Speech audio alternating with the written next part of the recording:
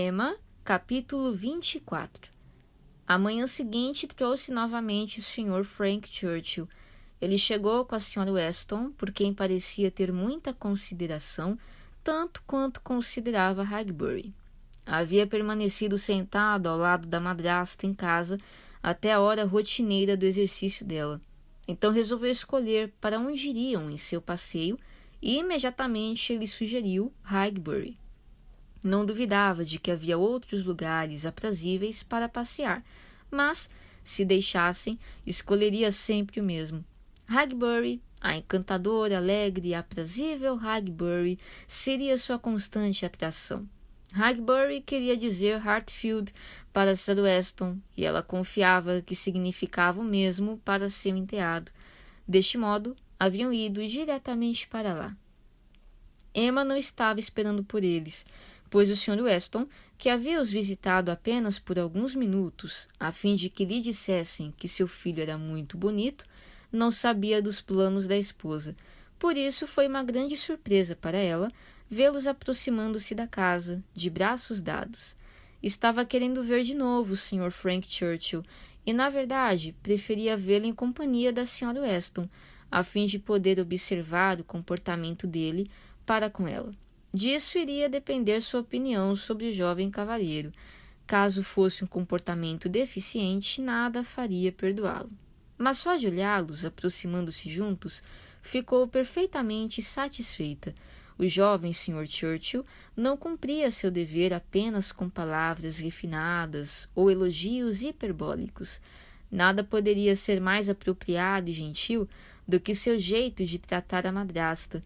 Nada poderia demonstrar mais agradavelmente seu desejo de tê-la como amiga e de conquistar sua afeição. Houve tempo suficiente para Emma fazer uma avaliação razoável, pois a visita deles prolongou-se por toda a manhã. Os três passearam por 1 ou 2 horas, primeiro pelo bosque de Hartfield, depois por Highbury. Frank Churchill encantava-se com todas as coisas. Admirou Hartfield o bastante para a alegria do Sr. Woodhouse, e quando se dispuseram a ir mais longe, confessou seu desejo de conhecer a cidade inteira e encontrou muito mais assuntos dignos de comentários e interesse do que Emma julgara possível. Alguns dos objetos de sua curiosidade falavam de sentimentos louváveis. Ele pediu-lhes que mostrassem a casa em que seu pai vivera muito tempo. Perguntou-lhes qual havia sido a casa de seu avô, e ao saber que a mulher que fora sua ama ainda vivia, bem velhinha, saiu à procura do casebre dela, andando de uma rua para outra.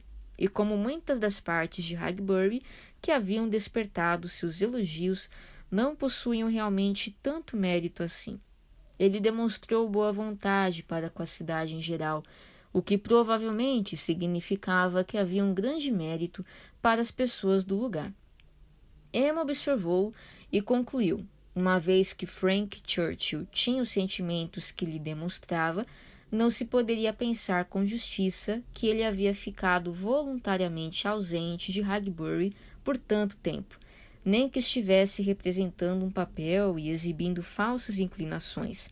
Com certeza, o Sr. Knightley não havia sido justo ao julgá-lo.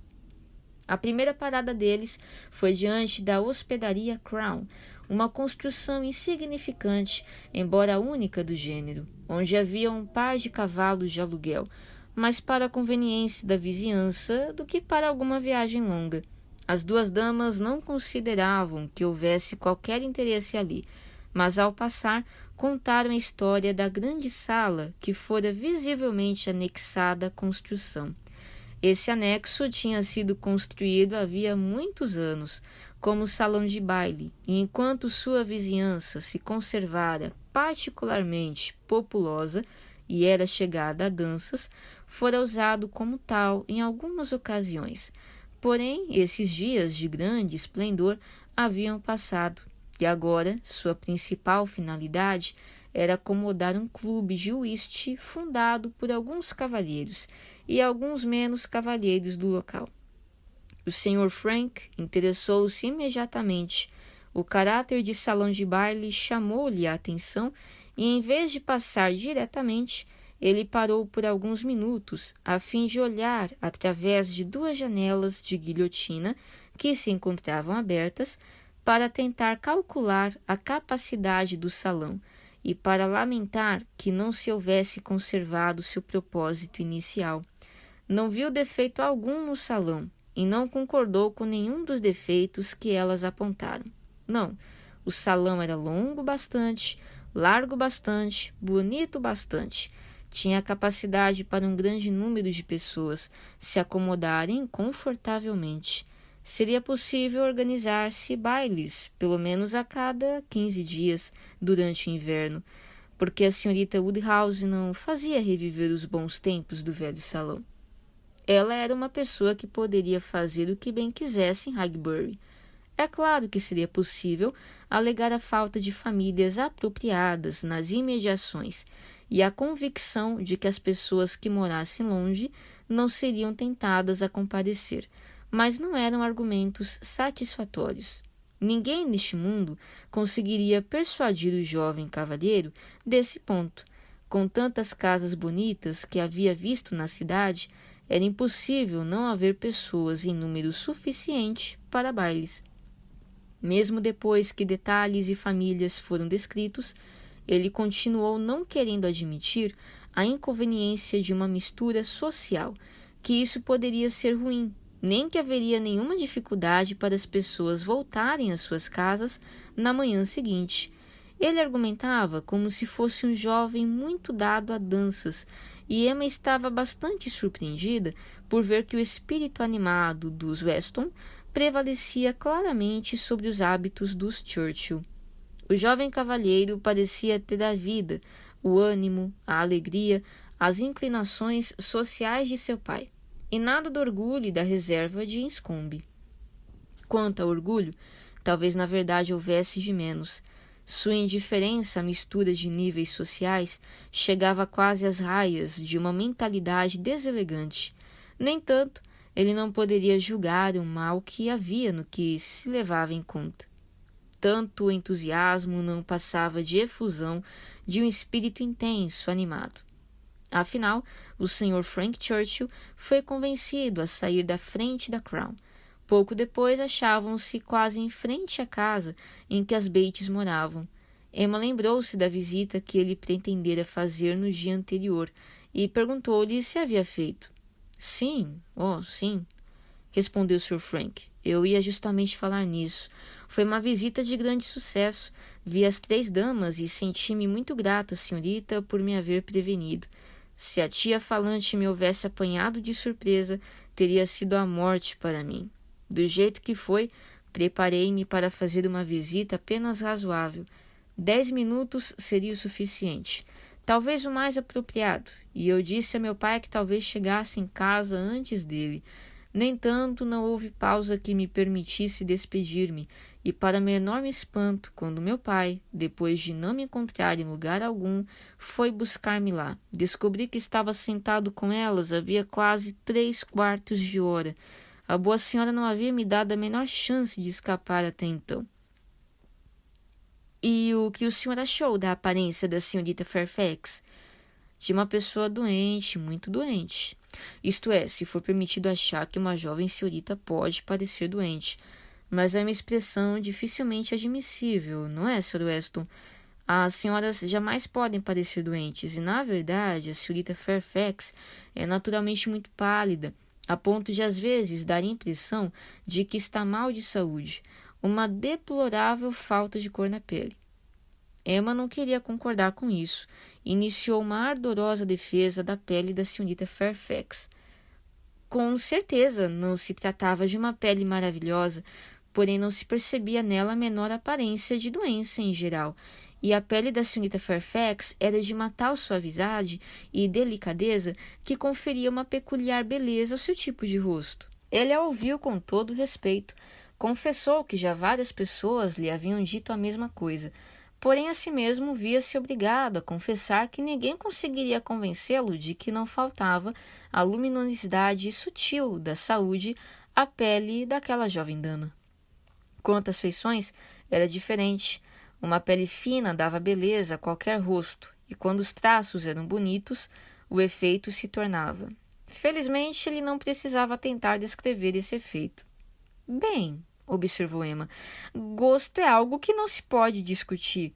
Afinal, o senhor admira inteira, menos a pele dela.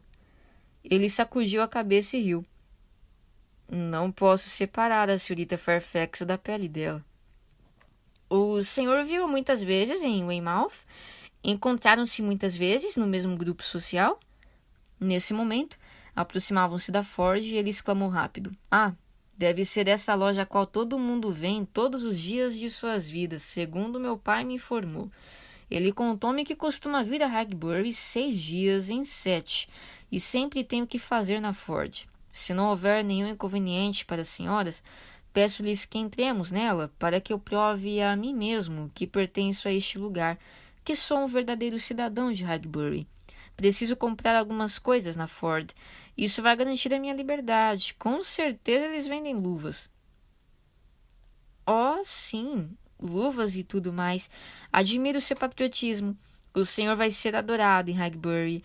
Já era bastante popular antes de chegar por ser filho do Sr. Weston, mas depois que deixar meio guinéu na Ford, sua popularidade irá firmar-se, independente de todas as suas virtudes.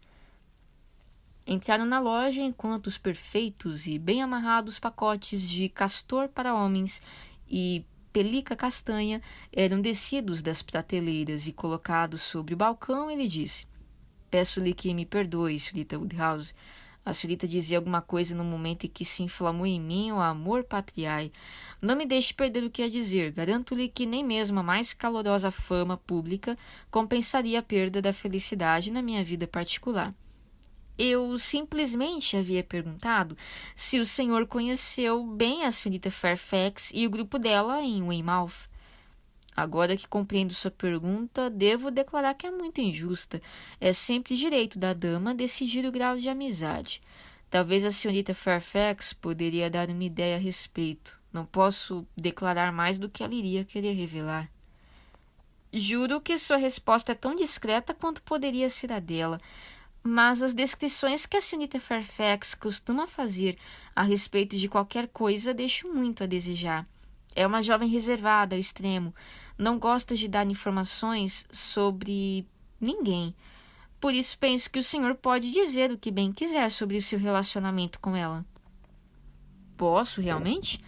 Então vou dizer a verdade, nada me parece melhor do que isso. Eu a encontrava frequentemente em Weymouth. Conheci um pouco os Campbell quando nos encontrávamos na cidade de Weymouth e fazíamos parte do mesmo grupo. O coronel Campbell é um homem muito agradável, a senhora Campbell uma atenciosa, bondosa dama. Gosto deles todos. Imagino que o senhor conheça a situação de vida da senhorita Fairfax e saiba o que ela está destinada a ser. Sim, um tanto hesitante, acredito que sim. Está tocando em assunto muito delicado, Emma, avisou a senhora Weston sorrindo. Lembre-se de que estou aqui. O Sr. Frank Churchill mal soube o que dizer quando você falou na situação de vida da senhorita Fairfax. Creio que vão me distanciar um pouco. É verdade, eu me esqueci de pensar nela, assentiu Emma, porque a senhora Weston é mais do que minha amiga, minha melhor amiga. O Sr. Frank pareceu entender completamente e admirar tal sentimento. Depois das luvas serem compradas, saíram da loja e ele disse: Por acaso já ouviu a moça de quem estávamos falando tocar piano? É evidente que ouvi, afirmou Emma. O senhor esqueceu que ela pertence a Highbury. Eu a ouvi tocar cada ano de nossas vidas, desde que começamos. Ela toca de modo encantador. Pensa assim, de fato? Eu queria a opinião de alguém que soubesse realmente julgar. Pareceu-me que ela toca muito bem, quero dizer, com técnica e tem gosto apreciável, mas não entendo nada disso. Gosto demais de música, contudo não tenho a menor habilidade ou direito de julgar a execução de pessoa alguma.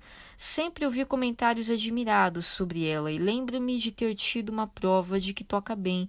Um cavalheiro homem muito musical e apaixonado por outra mulher, aliás, noivo dessa dama e prestes a casar-se, jamais pediu que sua noiva sentasse ao piano se a senhorita em questão estivesse presente e pudesse tocar. Ele jamais pareceu gostar tanto de ouvir a noiva tocar como gostava de ouvir a outra. Então pensei que essa era uma grande prova, já que vinha de um cavalheiro conhecido como verdadeiro talento musical. Sem dúvida, uma indiscutível prova, assentiu Emma, parecendo divertir-se muito. O Sr. Dixon é muito musical, não é mesmo? Conversando por meia hora com o senhor, ficamos sabendo mais sobre todos eles do que saberíamos falando com a senhorita Fairfax durante meio ano. Sim, essas pessoas eram o Sr. Dixon e a senhorita Campbell, e acho que é realmente uma grande prova. Sim, com certeza. E para falar a verdade, mesmo sendo uma grande prova, se eu fosse a senhorita Campbell, eu não acharia isso muito agradável. Eu não poderia perdoar um homem que desse mais importância à música do que ao amor, mais valor aos ouvidos do que aos olhos, que tivesse sensibilidade mais aguçada em relação a sons perfeitos do que aos meus sentimentos. Por acaso a senhorita Campbell parecia gostar disso? Elas eram amigas íntimas, a senhorita sabe. Isso não é grande conforto, riu Emma. Qualquer dama suportaria melhor ver uma estranha preferida do que sua amiga íntima. Como estranha, isso poderia jamais ocorrer novamente, mas como deve ser terrível ter constantemente ao lado uma amiga íntima que faz tudo melhor do que nós fazemos. Pobre senhora Dixon. Bem estou contente por ela ter ido morar na Irlanda. A senhorita tem razão, não era muito lisonjeiro para a senhorita Campbell, mas ela realmente parecia não se importar. O que é muito bom ou muito ruim, não sei dizer qual dos dois, mas fosse doçura ou estupidez dela, o poder da amizade ou a meiguice de sentimentos, havia uma pessoa que devia importar com isso, creio, a própria senhorita Fairfax. Ela deveria considerar essa diferença imprópria e perigosa. Quanto a isso, eu não imagine que eu espere que a senhorita Fairfax haja descrito seus sentimentos para o senhor, nem para qualquer outra pessoa. Desconfio que eles não são conhecidos por nenhum outro ser humano, a não ser ela mesma. Mas se concordava em tocar toda vez que o Sr. Dixon lhe pedia, cada um pode imaginar o que quiser. Parecia-me haver um bom entendimento entre eles três. Começou o jovem cavalheiro rapidamente. Porém, conteve-se e acrescentou: no entanto, é impossível para mim dizer em que termos realmente o relacionamento deles se encontrava. Não sei o que poderia estar por trás das aparências. Apenas posso dizer que parecia haver absoluta tranquilidade. Mas a senhorita, que conhece a senhorita Fairfax desde criança, deve ser melhor juiz do que eu sobre o caráter dela e como ela agiria normalmente em situações críticas. Eu a conheço desde menina, sem dúvida. Fomos crianças e nos tornamos mulheres juntas. Portanto, é natural supor que seríamos amigas íntimas, que fizéssemos confidências uma à outra quando ela viesse visitar os amigos, mas nunca o fizemos. Mal sei como isso aconteceu. Talvez tenha sido também um pouco por culpa minha, uma vez que me inclinava a sentir aversão por uma menina tão idolatrada e louvada como ela, sempre foi pela tia e a avó, e ainda é. Além disso, a reserva da senhorita Jane Fairfax, jamais consegui me aproximar de qualquer pessoa tão completamente reservada. Esta é uma característica que afasta as pessoas, sem dúvida, concordou ele. Conveniente algumas vezes, porém nunca agradável. Há segurança na reserva, mas não atração. Não se pode amar alguém reservado. Não, até que a reserva deixe de existir para uma determinada pessoa. Neste caso, a atração pode tornar-se mais forte do que nunca, mas eu teria que estar precisando muito de uma amiga ou de uma companhia agradável para, quem sabe, dar-me ao trabalho de anular a reserva de alguém a fim de que se tornasse minha amiga. Intimidade entre mim e a senhorita Fairfax é algo completamente fora de questão. Não tenho motivos para pensar mal dela de maneira alguma, a não ser contra sua extrema e perpétua cautela no falar e no agir, como se tivesse medo de emitir suas verdadeiras opiniões, o que leva à suspeita de que ela tem algo a esconder. O Sr. Frank Churchill concordou plenamente com ela E depois de caminharem por longo tempo juntos, de demonstrarem pensar da mesma maneira, Emma sentiu-se tão próxima dele que mal podia acreditar que era apenas o segundo encontro entre os dois. O jovem cavalheiro não era exatamente o que ela esperava. Não se tratava do homem do mundo que imaginara, nem era um filhinho mimado pela fortuna, o que era bem melhor do que havia esperado. Suas ideias pareciam mais moderadas e seus sentimentos mais calorosos do que julgara que seriam. Ficou impressionada, principalmente pelas maneiras dele ao considerar a casa do Sr. Elton, que, assim como a igreja, ele quis ir olhar. Não viu os defeitos que elas apontavam nas construções. Não, o Sr. Churchill não considerava aquela uma casa ruim, pelo menos não a ponto de alguém sentir pena do homem que morasse nela. E se fosse partilhada com a mulher amada, homem nenhum merecia pena por ser dono dessa casa, onde havia espaço bastante para se ter verdadeiro conforto. O homem que quisesse mais do que isso seria um estúpido. A Sra. Weston riu e disse que ele não sabia do que estava falando. Acostumado com uma casa grande sem nunca haver pensado nas vantagens e no conforto que estavam diretamente relacionadas ao tamanho de uma residência, o Sr. Frank não podia imaginar as privações que inevitavelmente faziam parte de uma casa pequena. Mas Emma, de acordo com seu próprio raciocínio, concluiu que com certeza ele sabia do que estava falando, que demonstrava uma admirável inclinação em estabelecer-se cedo na vida e em casar-se pelos motivos certos. Era claro que Frank Churchill não devia ter consciência dos estragos na paz doméstica que poderiam ser ocasionados por não haver um quarto para uma governanta ou uma copa, mesmo que ruim, mas não duvidou de que ele sentia perfeitamente que a enorme Scombe não poderia fazê-lo. Feliz, e por mais que fosse apegado a essa propriedade, desistiria sem nenhuma hesitação de parte de sua riqueza para se casar cedo e ter seu próprio lar.